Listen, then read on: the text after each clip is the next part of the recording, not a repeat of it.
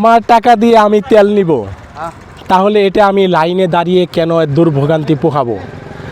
কারণ সমস্যা আছে, তেলের সমস্যা আছে। এই তেলের সমস্যাটুকু নিয়ন্ত্রণ করতে পারলেই তো সমস্যার সমাধান হবে। কিন্তু আমরা যারা সাধারণ মানুষ আছি, এই 4-5 ঘন্টা লাইনে দাঁড়িয়ে দুর্ভোগ পোহাইয়ে নিজের টাকা দিয়ে তেল নেব, এটা কিসের সমস্যা? এই সমস্যাগুলি তো দেখার দরকার। আমরা এই যে পাম্পে যে তেলগুলি দেওয়া হয়, অসাধু কিছু মানুষ আছে, তারা লাইন ছাড়াই যায়, সেটা তেল নেওয়া হয়। শুধু তাই না, তাদেরকে কিছু বলে পার্সোনাল লোক থাকে, এই পার্সোনাল লোকদেরকে তারা লাইন ছাড়াই তেল দেওয়া হয়। কেন? আমরা কি ছেলে কোথায়? আমরা কি বাংলাদেশে বাস করি না?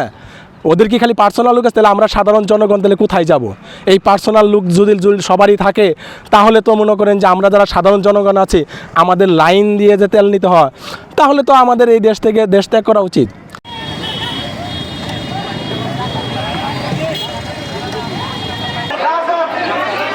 মোহাম্মদ জাকির হোসেন রাজু, আমার বাড়ি রক্তিপাড়া। এই জায়গায় তেল মনে করুন নিয়ে বিক্রি করে 250 টাকা লিটার।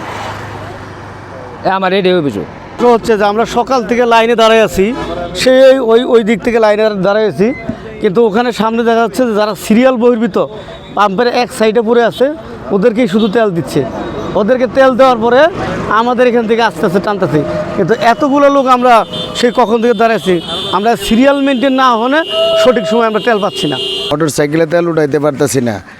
400-500 করে মোটর সাইকেল সিরিয়াল থাকে, তাও যে তেল দেয় আমাদের মনে করুন 2 দিন মোটর সাইকেল আমরা চালাইতে পারি না।